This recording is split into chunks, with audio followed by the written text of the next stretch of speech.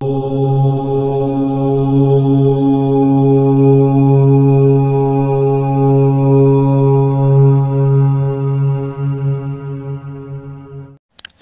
ईशानिदेव सवितर्दुरितानि परासु यद्भद्रं तन्नयासु। ओम भद्रं कर्णेभिः शृणुयाम देवा भद्रं पश्येमाक्षभिर्यजत्राः स्थिरैरङ्गैस्तुष्वांसस्तनूभिः व्यसेमहि देवहितं यदायुः। वेद प्रेमियों, सुधी श्रोताओं, संप्रति हम सब यजुर्वेद के अष्टम अध्याय के 33वें मंत्र की व्याख्या में प्रवेश करने जा रहे हैं। इस मंत्र का शीर्षक है महिमा मंडिता धेन्वे। अब संबंधित मंत्र का सर्वप्रथम सस्वर पाठ हो जाए।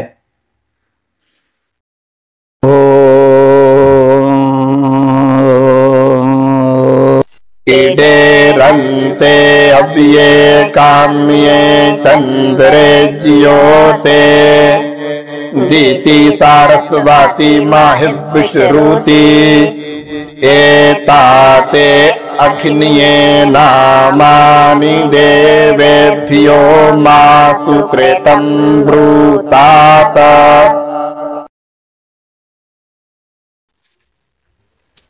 इस 43वें मंत्र में गो महिमा का वर्णन है।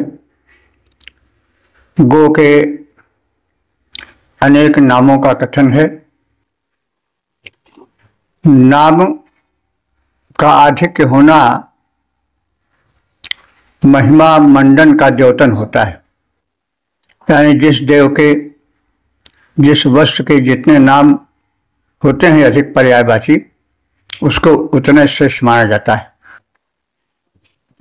जैसे कमल है, सूर्य हैं, ये सब महत्वपूर्ण हैं, तो इनके तमाम नाम हैं। तो भारतीय विचारधारा में अनेक नामों और पदवियों का होना महत्ता का सूचक होता है। तो गाय की हमारी संस्कृति में बड़ी महिमा है। गाय जो है वो आरोग्य प्रदा है। उसका स्पर्श भी रोगों का हरण करता है। उसका मल मूत्र भी रोगहारी है और दुग्ध तो उसका अमृत माना ही गया है। तो इसलिए गाय की बड़ी महिमा है वेदों में और वेदाधारित भारतीय संस्कृति में, सनातन में गाय की अनंत महिमा गाई गई है। तो इस मंत्र में कहा जा रहा है कि ईडे, ईडे कहते हैं अस्तुत्य को। तो ईडे माने अस्तुत्या, संबोधन है सब। हे अस्तुत्या, रंते, हे रमणीया, ये सब गो के, गाय के विशेषण हैं, गाय के नाम हैं भिन्न भिन्न। हव्ये, हे हवन योग्य दुग्ध घृत आदि देने वाली गायों। चंद्रे, चंद्र माने आह्लादक, तो चंद्रे माने आह्लाद कारिणी। तो हे आह्लाद कारिणी गायों। गायें उज्जवल गुण वाली होती हैं, शुभ गुण वाले होती हैं, इसलिए वो आनंददायक है। तो चंद्र शब्द जो है वो आनंद के लिए वेद में प्रयुक्त हुआ है। शब्द यात्रा के दौरान चंद्र शब्द चंद्रमा का रूढ़ हो गया चंद्रमा के अर्थ में। तो ये शब्द की गति है, शब्द की यात्रा है, जीवन यात्रा है। चंद्र का अर्थ होता है चंद्रयति आह्लादयति इति चंद्र। तो चंद्रमा को देखकर आनंद होता है। चंद्रमा सभी लोग देखते हैं, अमीर गरीब किसी के लिए रोक नहीं है, सर्वसुलभ है। और बड़ा आनंद देता है। चांदनी रात, पूर्णिमा का चांद, तो इसलिए उसको चंद्र कहा गया। चंद्रयति आह्लादयति इति चंद्र। तो गाय के लिए यहां चंद्र शब्द आया है। तो चंद्र शब्द इसलिए आया है कि गाय जो है आह्लाद कारिणी है। तो हे चंद्रे, हे आह्लाद कारिणी गौ, काम्य, हे कामनाओं की पूर्ति करने वाली ज्योति, हे ज्योति स्वरूपा तेजस्विनी गायों, अदिति, हे अखंडनीया अदिति रूपा गायों, विश्रुति, विश्रुति माने विख्यात, हे विख्यात अपने गुणों के कारण गो वृंद, अघन्य, हे अवध्या, गाय को हमारे यहां अवध्या कहा गया है। उसे मारने की शास्त्रीय सम्मति नहीं है। अब जब कुछ भाष्यकार गोवध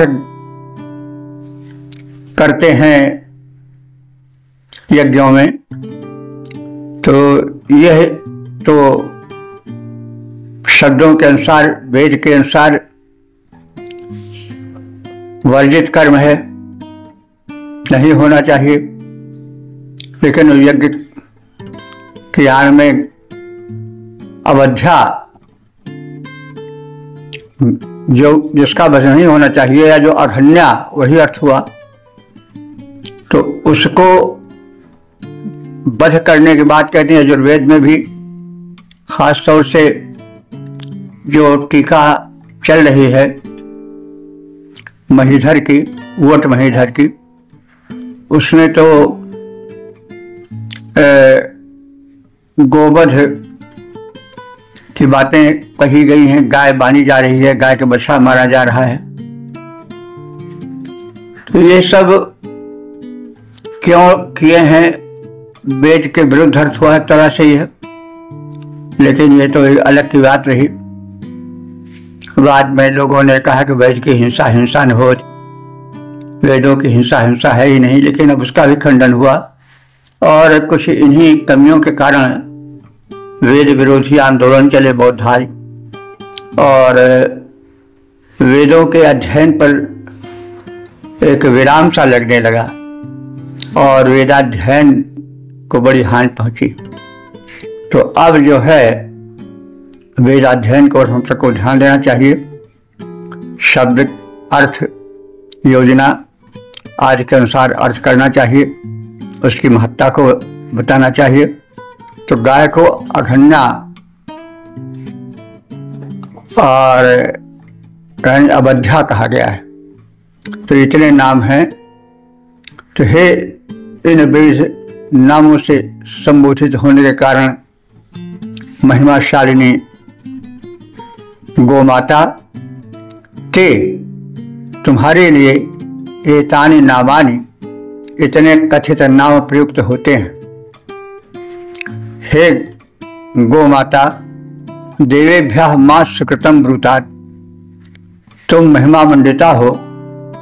देवेभ्यः माने देवों से, मा सुकृतम ब्रूतात्, मा माने मेरे, सुकृतम माने शुभ कर्म को, ब्रूतात् माने बताओ, ताकि वे हमारे निकट हमारे निवेदन को स्वीकार करें और यज्ञ शुभ कर्म में हमारी सहायता करें, स्वीकार करें।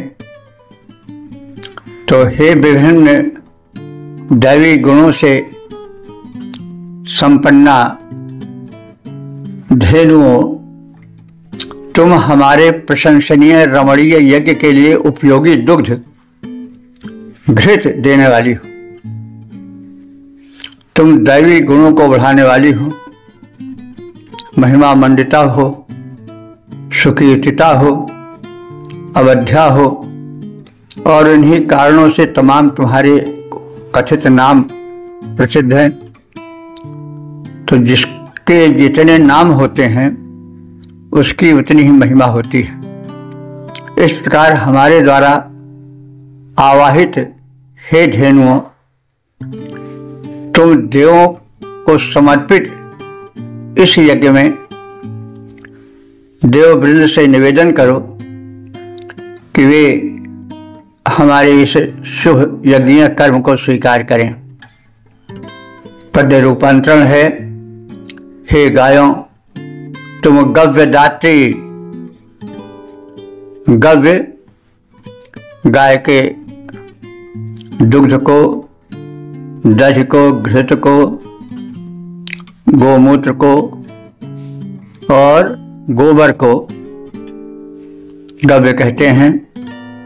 तो हे गायों, तुम गव्य दात्री, होता यज्ञ हमारा तुमसे वर्धित होता, हमें दैवी गुणगण सारा, महिमा युता अवध्या कीर्तित, और यज्ञ आधार कहो सुरों से, करें हमारे मख को वे स्वीकार। ओम।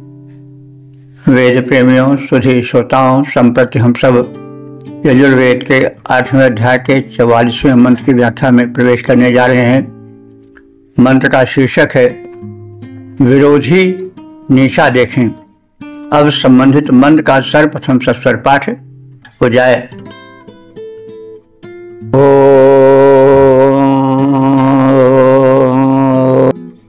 वीना इंद्रामृथो जाहि नीचा जत्सा प्रेतन्नियाताः, जो अस्मान अभिदा सत्या धारंगमयातमः,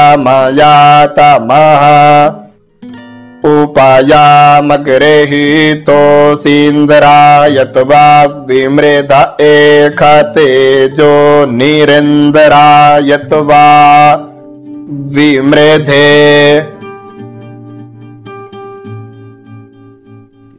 इस 44वें मंत्र में इंद्र देवता का आवाहन है और उनसे संरक्षण की प्रार्थना है। इस संदर्भ में कहा जा रहा है कि इंद्र, हे देवराज इंद्र, नः मृधा विजय, नः माने हमारे, मृधा हमारे शत्रु, विजय माने जीतो, यानी हमारे शत्रुओं को पराभूत करो, उन्हें हराओ, उन पर हमें विजय दिलाओ। पतन्नतः नीचा यक्ष, पतन्नतः माने सेनाओं द्वारा जो हमें नीचा दिखाना चाहते हैं, यानी सेना भेजकर हमें परास्त कर जो नीचा दिखाना चाहते हैं, उनको नीचा अच्छ, उनको तुम नीचा बना दो, उनको तुम नीचा दिखाओ। यह अस्मान अभिदासति, जो दुष्ट अस्मान हम सबको, उपासकों को, अभिदासति दास बनाना चाहता है। अधर्म तमः गमय, उसको तुम अधर्म माने नीचे,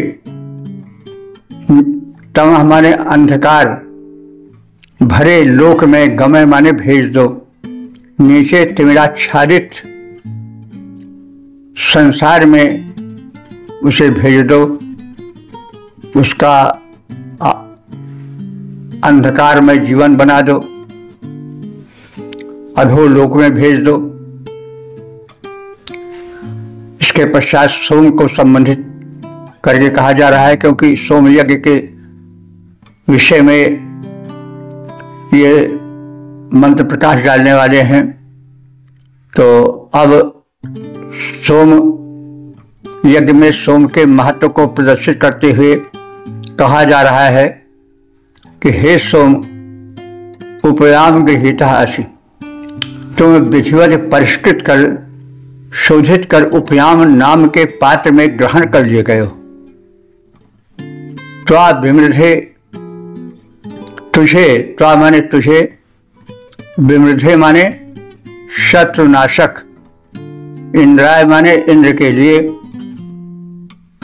मैं प्रस्तुत करता हूं।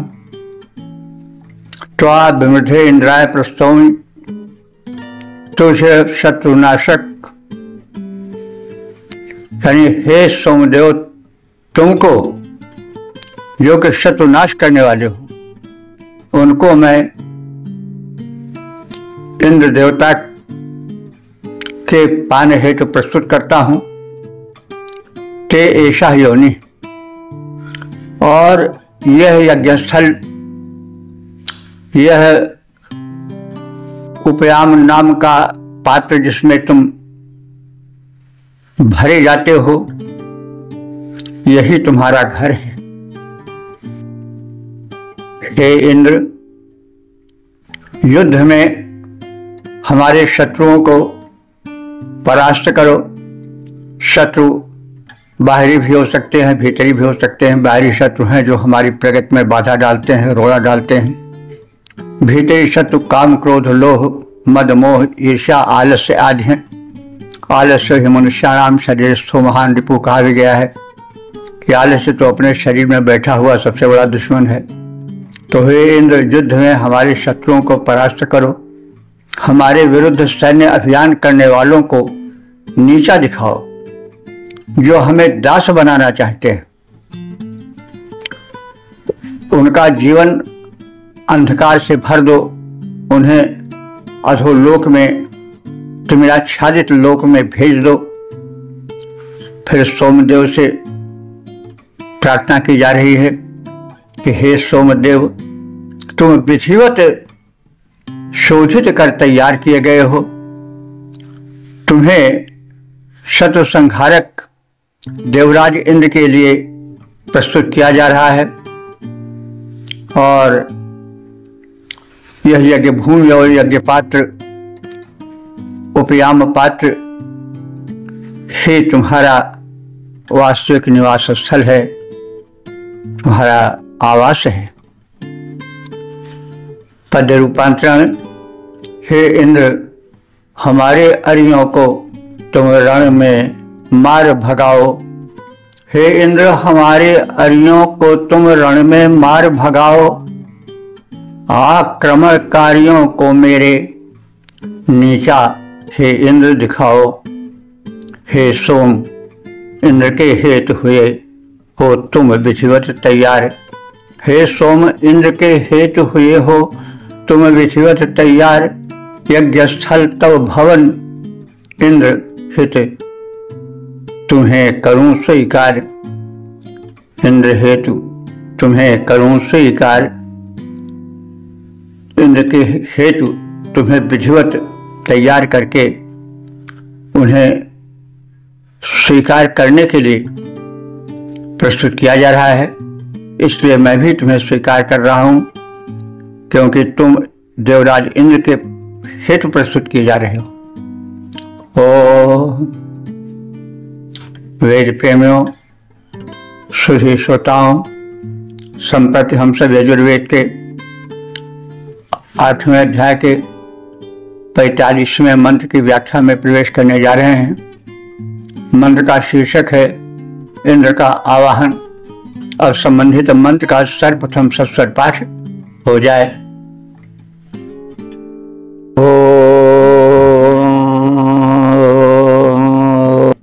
वाचस्पातिं विश्वकर्माणमुतये मनोजुवं वाजे अद्याहुवेम सानो विश्वानि हवनानि जोखद विश्वाशंभूरवसे साधु कर्मा। उपायाम गृहीतोऽसीन्द्राय त्वा विश्वकर्मण एकतेजो निरिन्द्राय त्वा विश्वकर्मणे।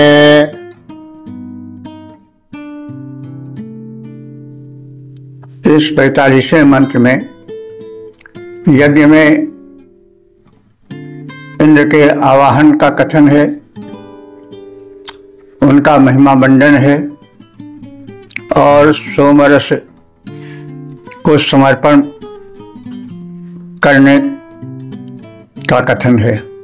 सोम यज्ञ है, सोम यज्ञ में सोम की प्रधानता होती है, इसलिए लगभग सभी मंत्रों में सोम की चर्चा है। तो यहाँ इंद्र की महत्ता बताई जा रही है, उनको यज्ञ में बुलाया गया है, वे मुख्य अतिथि के रूप में हैं, इसलिए उनका स्वागत, उनका महिमा मंडन प्रत्येक दृष्टि से अनिवार्य है। वे इंद्र जो वाचस्पतिम, वाचस्पति कहते हैं विद्वान को, वाचस्पति विद्वान, वे इंद्र जो वाचस्पति हैं, विद्वान हैं, विश्वकर्माणम समस्त शुभ कर्मों के कर्ता हैं, मनोजवम मन के समान गतिमान है, वेगवान है। अद्य आज वाजे, वाज शब्द का कई अर्थ होता है। बाज माने अन्न भी होता है, बाज माने अन्न के लिए होने वाले युद्ध से भी संबंध है, और बाज तीव्र गति के लिए भी आता है, युद्ध के लिए भी आता है। लोग आज भी कहते हैं का बजे नहीं करो तो का बाज, तो बाज वही शब्द है। तो बाज का अर्थ यज्ञ भी होता है, तो अन्न प्रधान यज्ञ के लिए बाज शब्द प्रयुक्त हुआ है। तो बाजे माने यज्ञ में अथवा यज्ञ हेतु प्राप्त होने वाले अन्न के संदर्भ में जो युद्ध होता है उसमें सहायता के लिए हे इंद्र तुम्हें बुलाया जा रहा है। स्वयं हम तुम्हें आवाहित करते हैं, बुलाते हैं। साधु कर्मा, तुम उत्तम कर्म करने वाले हो, और विश्व शंभु, शंभु माने कल्याण करना, यहाँ शंभु माने शंकर जी नहीं है। अब शम से शंभु बना है, तो जो कल्याण करे वो शंभु है, लेकिन कल्याण करने वाले बहुत हैं, लेकिन हम सबको शंभु नहीं कह सकते हैं, क्योंकि प्रारंभ में तो शंभु कल्याण करने वाले के लिए ही था, शिव के लिए वेदों में कम है। लेकिन यह शब्द भी रूढ़ हो गया चलते चलते, क्योंकि शंकर जी भोले हैं, बड़ी जल्दी पसंद हो जाते हैं, कल्याण करते हैं, इसलिए यह शब्द शंभु शिव के लिए रूढ़ हो गया। आज शंभ से हम या प्रायः लोग शंकर जी को ही समझते हैं, लेकिन यहाँ पर इंद्र के लिए आया है और कहा है कि तुम शंभु हो, कल्याण करने वाले हो। न माने हमारे विश्वानि हवनानि, संपूर्ण हवनीय पदार्थों को जोशत माने स्वीकार करो। फिर सोम को संबोधित करते हुए कहा जा रहा है कि हे सोम, उपयाम गृहीतोसि, तुम उपयाम नाम के पात्र में शोधित होकर ग्रहण किए गए हो। एषते योनि, ये सोम पात्र, उपयाम पात्र अथवा यह यज्ञ भूमि ही तुम्हारा वास्तविक आश्रय स्थल है। वे इंद्र जो परम विद्वान हैं, समस्त शुभ कर्मों के कर्ता हैं, जो मन के समान गतिमान हैं, इस शुभ कर्म यज्ञ में पधारें। हम ऐसे इंद्र का आवाहन करते हैं। उत्तम कार्य करने वाले इंद्र, सबके हितैषी इंद्र, हमारे हविष्यान्न को स्वीकार करें। हे सोम, तुम विधिवत निर्मित हो, परिष्कृत हो और उपयाम नाम के पात्र में भरे हुए हो। तुम्हें विश्वकर्मा इंद्र की प्रसन्नता हेतु, विश्वकर्मा मने विश्वकर्मा तो एक देवता भी हैं, लेकिन विश्वकर्मा का अर्थ हुआ कि जो संसार को रचे, तो इससे इंद्र की महत्ता का द्योतन होता है। विश्वकर्मा इंद्र का यहाँ पर विशेषण बनकर आया है। तुम्हें विश्व के रचयिता अथवा विश्व को नियंत्रित करने वाले इंद्र की प्रसन्नता हेतु हम ग्रहण करते हैं। यह यज्ञ भूमि हे सोम तुम्हारा निवास स्थल है। तुम्हें इंद्र की प्रसन्नता के लिए हम यहाँ पर स्थापित करते हैं। पद्य रूपांतरण है। जो विद्वान सकल शुभ करता, मन समान गतिमान। जो विद्वान इंद्र, जो विद्वान सकल शुभ करता, मन समान गतिमान। करता हूँ आह्वान, करें वे ग्रहण आज हव्यान।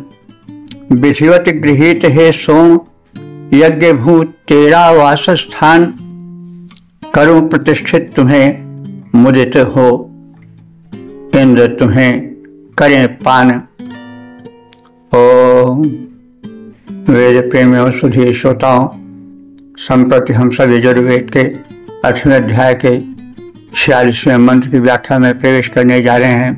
मंत्र का शीर्षक है इंद्र की महिमा और संबंधित मंत्र का सर्वप्रथम सस्वर पाठ हो जाए।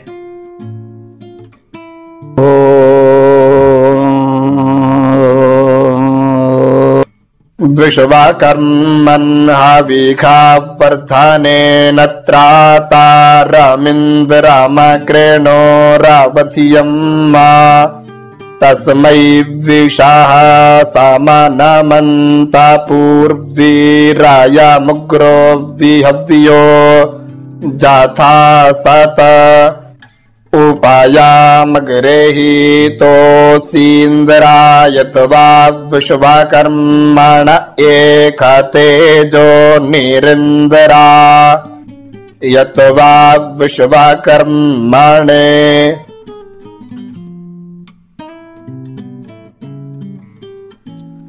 इस 46वें मंत्र में समष्टि के कर्ता धर्ता भगवान इंद्र के आह्वान, उनके प्रति ज्ञापित श्रद्धा भाव भक्ति का कथन है।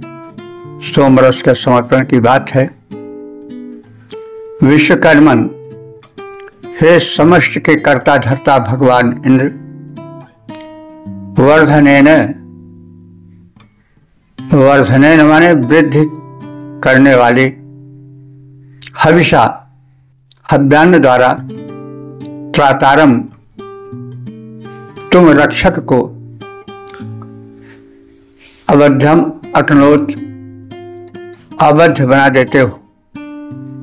तस्मय उसके लिए, विशाह, विशाह माने प्रजा होता है। ये तालवीय शाह है। अगर मूर्धन्य कर दिया जाए तो अर्थ बिगड़ जाएगा। विश्व माने जहर होता है, लेकिन विष है, तालवीय शाह है। इसी विष से प्रवेश भी बना है, वेश भी बना है और विश्व भी बना है, मतलब प्रांत, प्रजा। तो विशाह माने प्रजाएं। अनमंत माने तुम्हें नमन करती हैं। अनमंत नमन करती हैं। अयम यह विहव्याह व्यथा असत, विशेष रूप से बुलाने योग्य हो। तो विहव्याह माने विशेष रूप से बुलाने योग्य, जिस गुण से युक्त हो उस गुण से उसे युक्त करो। उपयाम गृहीतासि, हे सोमरस, तुम उपयाम नाम के पात्र में विधिवत शोधित संस्कारित करके प्रस्तुत किए जा रहे हो। ऐसा ते योनि, यह सोमपात्र और यह यज्ञ भूमि ही तुम्हारा वास्तविक घर है। त्वा इंद्राय विश्वकर्मणे, तुझे इंद्र के लिए, संपूर्ण कर्ता धर्ता इंद्र के लिए पानार्थ समर्पित करता हूं। तो हे समग्र के कर्ता धर्ता भगवान इंद्र, तुम बुद्धि प्रदायक हव्यान साधनों से यजमान के रक्षक बन जाते हो, उन्हें पूर्ण सुरक्षा प्रदान कर अबद्ध बना देते हो। समस्त प्रजाएं एतदर्थ तुम्हें नमन करती हैं। हे सोम, तुम विधि पूर्वक संस्कारित शोधित करके उपयाम पात्र में ग्रहण किए गए हो। यज्ञ भूमि तुम्हारा वास्तविक निवास स्थल है। हे सोम देवता, हम तुम्हें विश्वकर्मा यानी संसार की रचना करने वाले इंद्र के लिए यहाँ स्थापित करते हैं। इंद्र का यहाँ विशेष महत्व दिया गया, उन्हें विश्वकर्मा कहा गया है। जो विश्व का शिल्पी हो, तो यह संसार जो चित्र विचित्र रंग बिरंगा है, इसको जो बनाने वाला है वो परमात्मा है। तो इंद्र को परमात्मा रूप में देखा गया है जहाँ तहाँ। ऋग्वेद में तो वही एकमात्र नायक देवता है। तो अब वास्तव में इस सृष्टि का कर्ता कोई है अवश्य, क्योंकि यदि कार्य है तो कर्ता अवश्य होगा, क्योंकि बिना कर्ता के कोई कार्य हो ही नहीं सकता है। ऑटोमेटिक मशीन है तो भी उसको कोई बनाने वाला होता है, तब अपने आप करती है, ऐसे तो करती नहीं है। तो इसलिए जब कार्य है तो कर्ता अवश्य है। अब उस कर्ता को लोग या मनुष्य जाति ने जब से होश संभाला तब से ढूंढ रही है, पहचान रही है। उसी को कभी इंद्र कहती है, कभी विष्णु कहती है, कभी राम, कभी कृष्ण, कभी शिव, कभी शक्ति। इसी प्रकार से भिन्न भिन्न धर्मों में भिन्न भिन्न नाम दिए गए हैं। है सब वही जिसको कोई जान नहीं पा रहा है। वो एक कर्ता है जो कहाँ छिपा है, उसे कोई जान नहीं सकता है। हमारे यहाँ यह अवश्य बताया गया है कि सारी सृष्टि जो है उसी का प्रकट रूप है। तो सृष्टि का प्रत्येक कण उसी का रूप है। इसलिए हमारे यहाँ जो याज्ञिक सामग्रियाँ प्रस्तुत की जाती हैं उनको चेतन मान करके, पूज्य मान करके सम्मान दिया जाता है। तो यह एक दृष्टिकोण है, यह अपने स्थान पर सटीक है, क्योंकि यह विश्व जो है यह प्रकृति है, किसी की श्रेष्ठ कृति है। तो उस कर्ता के प्रति समर्पण और उस कर्ता का रूप कहाँ है, उसे एक स्थान पर नहीं पाया जा सकता। वो सृष्टि की रचना करके उसी में समा गया, यह मान्यता है। तो इसलिए हम इस मंत्र के अर्थ को एक बार फिर देख लें समग्रता से। हे समग्र के कर्ता धर्ता भगवान इंद्र, तुम वृद्धि प्रदायक हो, हव्यान्न साधनों के साधक हो, यजमान के रक्षक हो, उन्हें पूर्ण सुरक्षा प्रदान कर अबद्ध अहिंसित बना देने वाले हो। समस्त प्रजाएं एतदर्थ तुम्हें नमन करती हैं। फिर सोम को संबोधित करके कहा जा रहा है कि हे सोम, तुम विधिपूर्वक संस्कारित कर उपयाम पात्र में ग्रहण किए गए हो, रखे गए हो। यह यज्ञ भूमि तुम्हारा निवास स्थान है। हम तुम्हें विश्वकर्मा इंद्र के लिए यहाँ स्थापित करते हैं। हे इंद्र, अखिल के कर्ता हो, हे इंद्र अखिल के कर्ता हो, हविपा रक्षक बन जाते हो। करती हैं नमन समस्त प्रजा, तुम उन्हें अवध्य बनाते हो। करती है नमन समस्त प्रजा, तुम उसे अवध्य बनाते हो। हे सविध गृहीत सोम, यह यज्ञ स्थल तेरा वास सुघर, हम तुम्हें प्रतिष्ठित करते हैं। हो इंद्र मुदित तुमको पाकर, हो इंद्र मुदित तुमको पाकर। ओम। वेद प्रेमियों सुधीर श्रोताओं, संप्रति हम सब यजुर्वेद के 8वें अध्याय के 47वें मंत्र की व्याख्या में प्रवेश करने जा रहे हैं। मंत्र का शीर्षक है सोम प्रस्तुतिकरण और संबंधित मंत्र का सर्वप्रथम सस्वर पाठ हो जाए।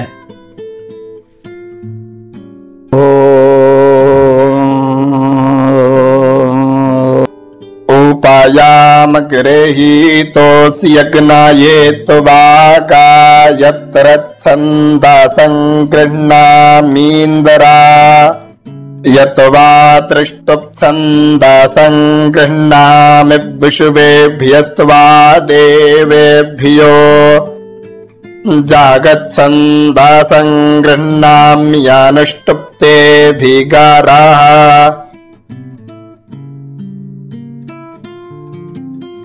इस 47वें मंत्र में सोम को पात्र में ग्रहण करके भिन्न भिन्न देवताओं का नाम लेकर उन्हें अर्पित करने की बात कही जा रही है कि हे सोम, तुम नियम पूर्वक ग्रहण किए गए हो। उपयाम गृहीता आसि, नियम पूर्वक उपयाम नाम के पात्र में भरे गए हो, ग्रहण किए गए हो।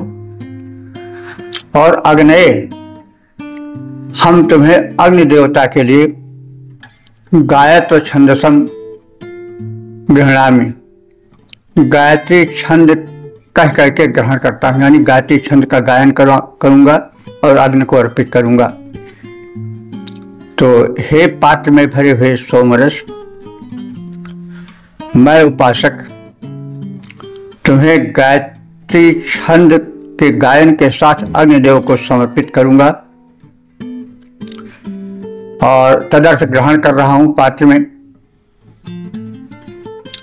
और त्रिष्टुप छंदसम त्वा इंद्राय गृह्णामि, और हे सोम, त्वा माने तुझको, इंद्राय गृह्णामि, इंद्र के लिए पात्र में ग्रहण करता हूं। त्रिष्टुप छंदसम, त्रिष्टुप नाम के छंद के पाठ के साथ साथ, यानी त्रिष्टुप नाम के छंद का पाठ कर रहा हूं और उसके माध्यम से प्रार्थना कर रहा हूं और इंद्र को समर्पित कर रहा हूं, और इसलिए हे सोम, तुम्हें मैं ग्रहण कर रहा हूं।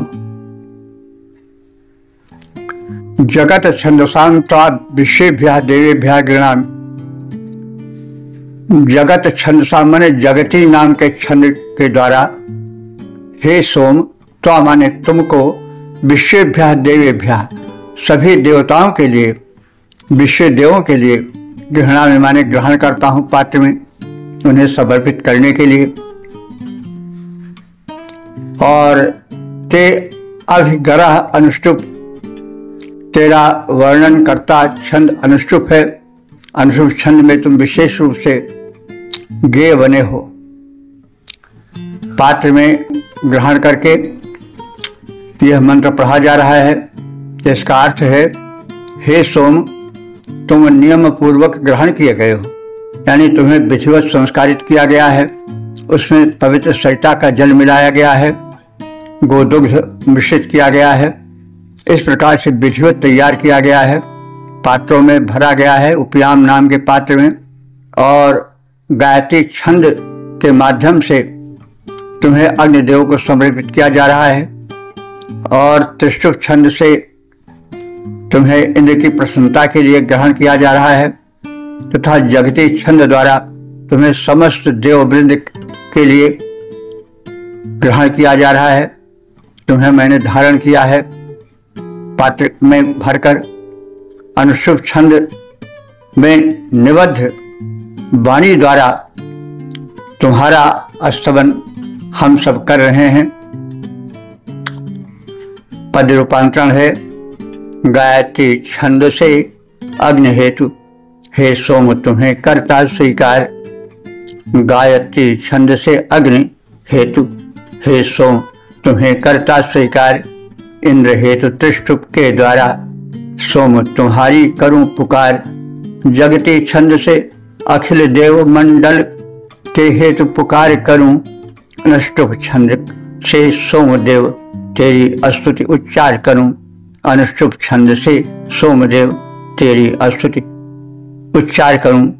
तो अनुष्टुप छंद से मैं पहले तुम्हारी स्तुति कर रहा हूं, उसके पश्चात कथित मंत्रों से तुम्हें भिन्न भिन्न देवों के स्वीकार हेतु प्रस्तुत कर रहा हूं। ओम वेद प्रेमियों, सुधी श्रोताओं, संप्रति हम सब यजुर्वेद के 8वें अध्याय के 48वें मंत्र की व्याख्या में प्रवेश करने जा रहे हैं। मंत्र का शीर्षक है सोम का वृषि में योगदान। अब संबंधित मंत्र का सर्वप्रथम सस्वर पाठ हो जाए।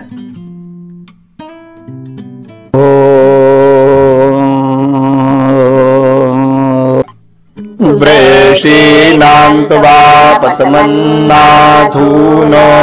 कुकुनानां त्वा पतमन्नाधूनोमि भन्दनानां त्वा पतमन्नाधूनोमि मतिं तामानां त्वा पतमन्नाधूनोमि मधुं तामा नान्त्वा पतमन्नाधूनोमि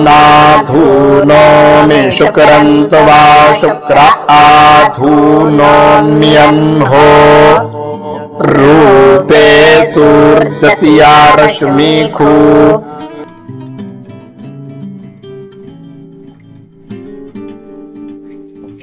इस 48वें मंत्र में मेघों में भरे जल से अमृत तुल्य वृष्टि हो,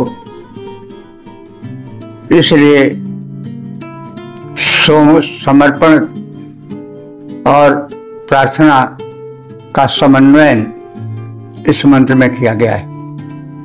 तो यज्ञ और वृक्ष का संबंध है, गीता में भी कहा गया है कि ज्ञात भवति पर्जन्य पर्जन्यादन्न संभव।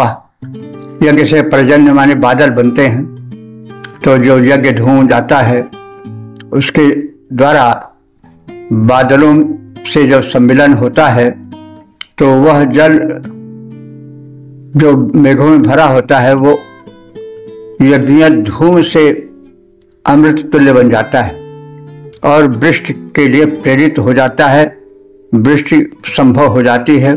और कृषि प्रधान देश भारत के लिए वृष्टि का कितना महत्व है कहने की आवश्यकता नहीं है। तो प्रेषी नाम मेघों में सन्निहित जल को, वृषि नाम माने मेघों में जो जल भरा है, पतमन उसे वृष्टि के माध्यम से नीचे गिरने के लिए, त्वा हे सोमरस तुमको, आधुनेमि पात्र में भरकर कंपित करता हूं, हिलाता हूं। ककून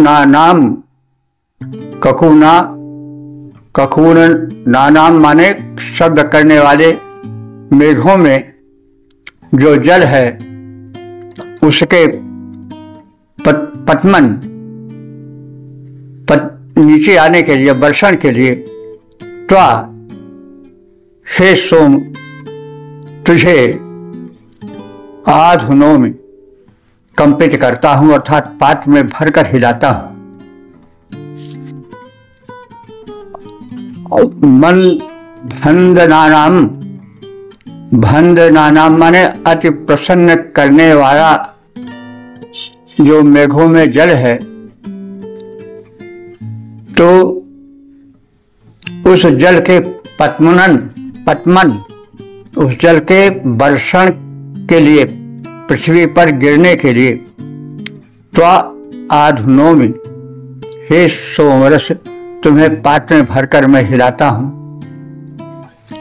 ताकि वर्षण की भूमिका तैयार हो, वृष्टि हो यज्ञ के माध्यम से। और सोम यज्ञ तो परम पवित्र यज्ञ होता है, और इसलिए यज्ञ के माध्यम से सुखकर वृष्टि हेतु हे सोम मैं तुम्हें साधन बनाता हूं। और जो जल मदिंत मानाम माने आनंद देने वाले, तृप्त करने वाले जल के रूप में, यानी जल बनकर मेघ के उदर में भरा हुआ है।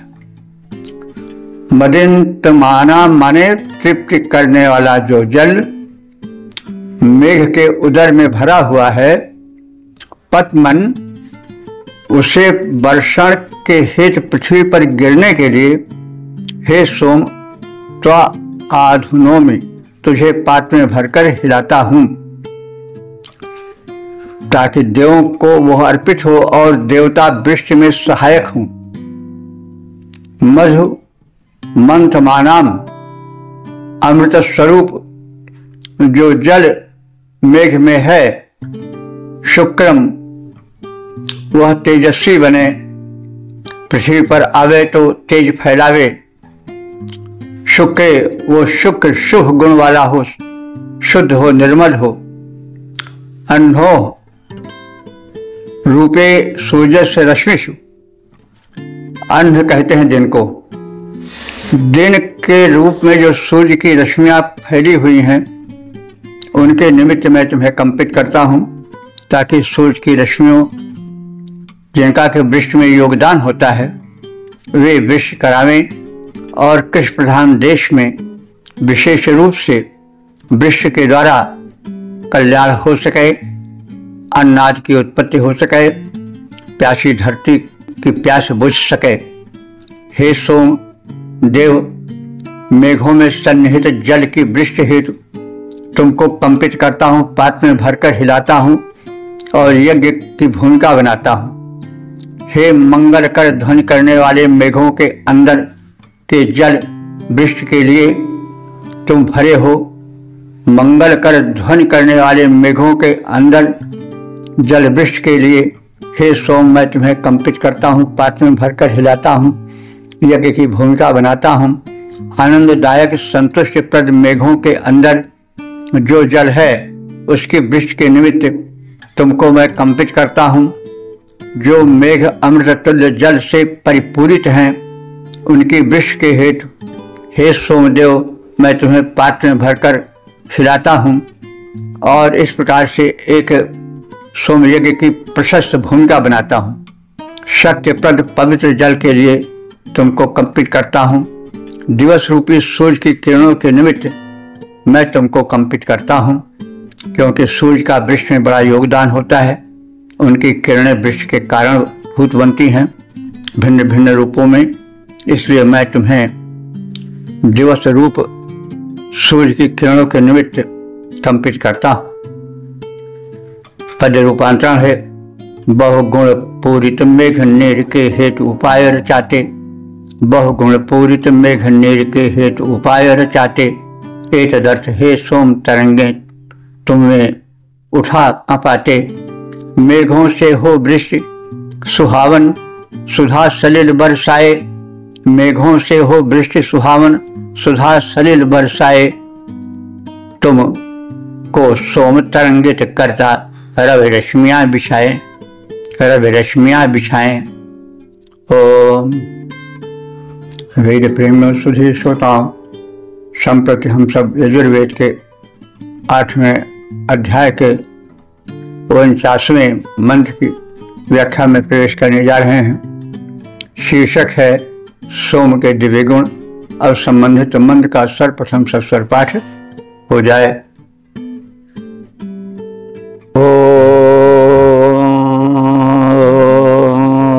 काको भक्को रूपं रेखावस्यारो चाते बृहत् शुक्राः शुक्रस्या पुरोगाः। सोमाः सोमस्या पुरोगाः दत्ते सोमादाभ्यन्नाम जाग्रेवे तस्मै त्वा गृह्णामि तस्मै ते सोमा सोमाय स्वाहा।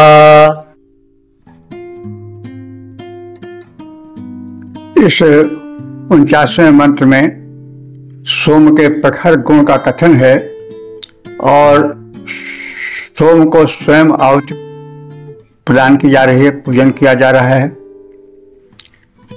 क्योंकि जो सोम है उसी से आधारित यज्ञ है, सोम यज्ञ है। तो सोम यज्ञ में सोम का स्तमन पूजन आवश्यक है। तो हे सोम, तुम्हारा बलवान सुख वर्षक स्वरूप सूर्य के समान प्रकाशित है। विश्वभस्य माने बलवान, अथवा विश्व माने वर्षा से भी संबंधित है। तो विश्वभस्य माने बलवान अथवा सुख वर्षक रूप जो है वह कुकुह, कुकुह माने दिशाओं में जो है वह सूर्यवत प्रकाशित है। और सोम तुम तेजस्वी और अदम्य हो। तो बृहत माने व्यापक हो, शुक्र से माने तेजस्वी हो। सोमस्य सोम का पुरोगाह माने अग्रसर, अदाभ्यम माने अदम्य। तो जो तुम्हारा तेजस्वी अदम्य तथा प्रकाशक प्रारूप है वह अग्रगामी हो, आगे आवे, प्रभावशाली बने। पुरोगाह माने अग्रसर हो। तो जागृव नाम, तुम्हारा नाम या यश सदैव जागृत रहे। भूमौ, इसके लिए अस्मै, इसके लिए तुझे गृह्णामि, मैं सोमपात्र में ग्रहण करता हूँ, तुम्हारी वंदना करता हूँ। ते सोमाय, तुझ सोम के लिए स्वाहा स्वाहोच्चार पूर्वक हवि समर्पित है। इसमें सोम की प्रार्थना विशिष्ट है और सोम यज्ञ में सोम को प्रार्थित किया जा रहा है। ये सब देखिए कर्मकांडिक परिवेश में विशेष रूप से देखने की आवश्यकता है। कर्मकांड होता है तो उसमें प्रत्येक वस्तु पर जल छिड़का जाता है, पवित्र किया जाता है, उसको चेतनवत मानकर प्रणाम किया जाता है, फिर ईश्वर अर्पण या देवार्पण किया जाता है। तो इस दृष्टि से देखना चाहिए, क्योंकि मंत्र जो है वो ज्यादातर यज्ञीय कर्मकांड से संबंधित है। तो यज्ञीय कर्मकांड में तो क्रिया प्रधान रहती है, भाव उतना नहीं रहता है। यह पवित्र हो, वह पवित्र हो, ऐसा हो, मतलब उसमें एक निर्देश ऐसा होता है। तो वो पूजन का वातावरण था, यज्ञ प्रधान वातावरण था, और ऐसे स्थिति में हमको उस यज्ञीय वातावरण में अपने को बैठाना होगा, तभी पूरा आनंद आवेगा। नहीं तो ये तो एक उस समय की पूजा पद्धति थी जिसके अपने ढंग थे। तो जैसे परिवर्तन सब में होता है वैसे पूजा पद्धतियों में भी होता है। तो निरंतर पूजा पद्धतियाँ परिवर्तित होती रही हैं भिन्न भिन्न रूपों में। तो अब यहाँ सोम यज्ञ में सोम को वैशिष्ट करके उसी की प्रार्थना को प्राबल्य या प्राथमिकता दी जा रही है। हे सोम, तुम बलवान सुखवर्षक स्वरूप वाले हो, सूर्य के समान तुम प्रकाशित हो, दिशाएं तुमसे परिपूरित हैं। सोम, तुम तेजस्वी और अदम्य तथा अग्रगामी हो, तुम्हारा यश दिशाओं में फैला है, इन्हीं गुणों के कारण मैं तुम्हें ग्रहण करता हूँ, तुम्हें पूजा का प्रमुख साधन मानता हूँ और सोमयाग में स्वाहोच्चार पूर्वक हरि अर्पित करता हूँ, तुम्हें महत्ता देता हूँ। पद रूपांतरण है, हे सुख वर्षक सोम सूज सम फैला तेज तुम्हारा। हे सुख वर्षक सोम सूज सम फैला तेज तुम्हारा।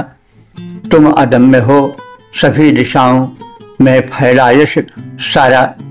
इन्हीं गुणों के कारण मैं तुमको करता स्वीकार, तुमको आहुति अर्पित करता करके स्वाहोच्चार। यहाँ पर सोम का पूजन किया जा रहा है। सोम को एक देवता मानकर उससे संबंधित शब्दों का संयोजन इस मंत्र में किया गया है। तो आज के सत्र में यजुर्वेद के 8वें अध्याय के 43वें मंत्र से 49वें मंत्र तक की संक्षिप्त व्याख्या हुई है। और पहले मंत्र में गो महिमा का मंडन किया गया है। गाय के विविध नाम हैं, उसमें अवध्या आदि नाम भी हैं। तो जब यजुर्वेद स्वयं गाय को अवध्या बता रहा है, अघन्या बता रहा है, तब यज्ञ में गोवध का अर्थ किया जाए तो यह कहाँ तक उचित होगा, इसका निर्णय स्वयं सुधीजन करें।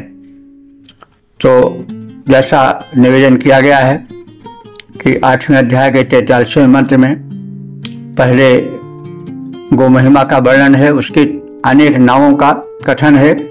और जैसा हम पहले भी कह चुके हैं कि हमारे यहाँ की यह प्रवृत्ति है कि जो जितना महान होता है उसके उतने ही नाम होते हैं। विश्व के सहस्र नाम हैं। इसी प्रकार से जितनी महान वस्तुएं हैं उतने ही उसके नाम में विस्तार होगा। तो इसलिए गाय का 43वें मंत्र में भिन्न भिन्न नामों से संबोधन है। तो गो महिमा का वर्णन है। फिर यज्ञ विरोधी नीचा देखें। यज्ञ साधक जो हैं, शुभ कर्मशील जो हैं, उनकी देवगण रक्षा करें। सोम यज्ञ में इंद्र पधारें, वे सोमपान करें, यज्ञ को सफल बनावें। इंद्र के लिए लगभग 4 मंत्र इस सत्र में कहे गए हैं, लगभग 4 मंत्र।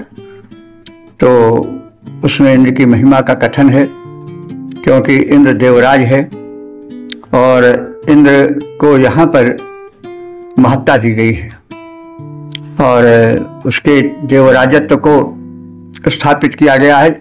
वैसे जैसा हम पहले निवेदन कर चुके हैं कि जो महिमा ऋग्वेद में इंद्र की है वैसी तो यजुर्वेद में नहीं है, लेकिन फिर भी उसे महिमा मंडित किया गया है।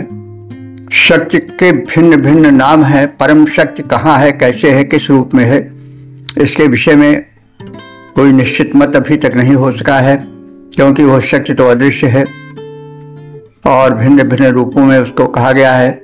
अंत में जो विद्वानों ने निश्चित किया है, सर्वम खलुदम ब्रह्म, यह सब कुछ ब्रह्म ही है। यानी परमात्मा ने अपने को शिष्य रचना करके उसी शिष्य में समा दिया, उसी शिष्य में सम्मिलित कर लिया, उसी शिष्य में समा गया, समाहित हो गया। तो इस प्रकार से यह समग्र शिष्य परमात्मा का ही एक परिवर्तित रूप है। इसलिए कण कण में सोई साई रमता, कटुक वचन मत बोल रहे। कण कण में चाहे छोटा जीव हो चाहे बड़ा जीव हो, सब परमात्मा का रूप है। समस्त वस्तुएं परमात्मा के भिन्न भिन्न अंग हैं। जैसे शरीर में तमाम अंग होते हैं, नाखून भी होता है, केश भी होता है, लेकिन जितनी कीमती आंखें होती हैं उतने केश, उतने नाखून तो नहीं होते हैं, लेकिन हैं तो वे अंग ही। वैसे परमात्मा का जो रूप इस सृष्टि के प्रकट रूप में हुआ है, सृष्टि के दृश्यमान रूप में हुआ है, वो सब है परमात्मा ही का रूप। लेकिन कुछ तो बहुत पूज्य है, कुछ मध्य श्रेणी में है, कुछ अधम श्रेणी में भी है। तो जैसे शरीर है तो उसमें कुछ तो बड़े महत्वपूर्ण होते हैं अंग, कुछ बड़े दर्शनीय होते हैं, कुछ जो है वो दर्शनीय नहीं भी होते हैं, तो लेकिन होते सब शरीर के ही अंग। वैसे इस सृष्टि में जो कुछ है वो सब परमात्मा का ही अंश है, परमात्मा का ही रूप है। कुछ विशेष आकर्षक है, कुछ कम आकर्षक है, कुछ आकर्षक नहीं भी है, ऐसा भी कहा जा सकता है। लेकिन है सब अंत में उसी का रूप, सर्वम खलुदम ब्रह्म। तो ये बातें प्रतिपादित हैं। यज्ञ विरोधी नीचा देखें, यज्ञ वे श्रेष्ठतम कर्म, यज्ञ श्रेष्ठतम कर्म है, इसलिए यज्ञ के विरोधी जो हैं वो नीचा देखें। और इंद्र की महिमा का 3-4 मंत्रों में गायन किया गया है। यज्ञ में इंद्र का आह्वान किया गया है, उनका महिमा मंडन किया गया है। सोम यज्ञ है, इसलिए सोम की महत्ता लगभग सभी मंत्रों में है। और कोई ऐसा मंत्र नहीं है जिसमें सोम का कथन न हो, लगभग सभी में कथन है, 2-1 को छोड़ करके। तो सोम यज्ञ है, सोम की महत्ता है। सोम जो है वो सोमलता का एक मधुर पेय नैवेद्य तो है ही, साथ ही साथ जो एक सृष्टि है, जो परमात्मा की सौम्य सृष्टि है, जो सौम्य शक्तिमत्ता है, वो सौम्य में समाई है। सृष्टि में परमात्मा की शक्तिमत्ता उग्र रूप में भी है, सौम्य रूप में भी है। तो जो सौम्य रूप में उस परमात्मा की शक्ति है वो सर्वाधिक सोम में है, इसलिए उसको उसी से सौम्य बना है, उसी से सोम चंद्रमा बना है। और इसीलिए चंद्रमा को जो है वो सुधाकर भी कहा जाता है, क्योंकि उसमें सौम्यता है। वो भले आज का वैज्ञानिक कहे कि वो तो उबड़ खाबड़ है, लेकिन है उसमें सौम्यता, है उसमें एक वैज्ञानिकता। और चंद्रमा से सौम्यता आती है, अमृत तत्व भी आता है। इसीलिए विशेष करके कार्तिक की पूर्णिमा को लोग खीर आदि रखते हैं चांदनी में, ताकि जो चंद्रमा से निकलने वाला अमृतांश है वो उसमें घुल जाए। तो भले वैज्ञानिक दृष्टि से उसका रूप अलग हो, लेकिन चंद्रमा में एक अमृत तत्व है अवश्य। तो ये सृष्टि सारी परमात्मा का ही परिवर्तित रूप है। कुछ बहुत आकर्षक है, कुछ कम आकर्षक है, कुछ अनाकर्षक भी हो सकता है किसी जीव के लिए, मनुष्य के लिए। लेकिन हम देखते हैं कि तमाम वस्तुएं ऐसी हैं जो कि मनुष्य के लिए आकर्षक नहीं है, लेकिन पशुओं के लिए आकर्षक हैं, कृमियों के लिए आवश्यक हैं। कृमि तो मल भक्षण ही करते हैं। ऐसे कुछ जीव हैं जो मल भक्षण करते हैं, जो मनुष्य के लिए हेय है। तो कहने का मतलब यहाँ जो कुछ है वो किसी न किसी के लिए आवश्यक है, और कुछ लोग उसे नहीं पसंद करते हैं। जैसे मांसभक्षी जीव हैं, जो पूरे के पूरे मांसभक्षी हैं, उन्हें रबड़ी मलाई दो वे नहीं पसंद करेंगे। तो ये विभिन्नता भरा संसार परमात्मा की प्रतिकृति है, परमात्मा का रूप है।